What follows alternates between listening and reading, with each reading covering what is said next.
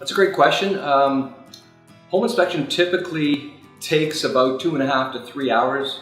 So there's about 1,500 items that we inspect during a home inspection. We typically start from the outside of the home and we check, big items like roof, grading, trip hazards on walkways, stairwells, things like that, railings, make sure they're secure. And of course we get into the garage and check the structure and make sure that there's no gaps in the drywall allowing carbon monoxide to enter the home. Things like that are really important for family and safety.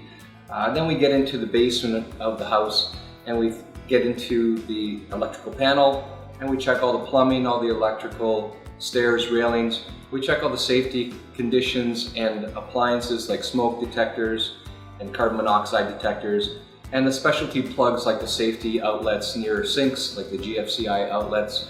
So we make sure that those are all working properly. And I like to always remind the client, the end user, the homeowner, that this is a static, living, breathing home.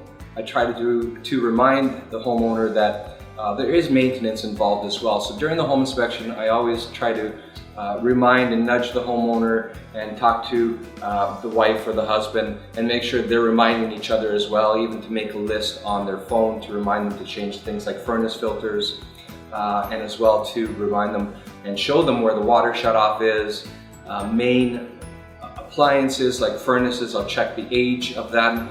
I will be able to run appliances like in the summertime. We're going to be running things like the AC, but in the summertime we're not going to be able to run that furnace.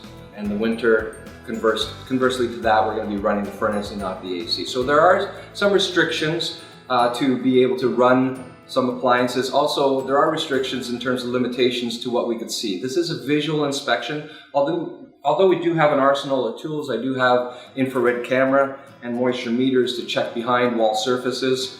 And we do check that as well. It's very important to make sure that there is no wall or water infiltration behind the walls. That could lead to mold and moisture, high levels of moisture, which could lead to mold.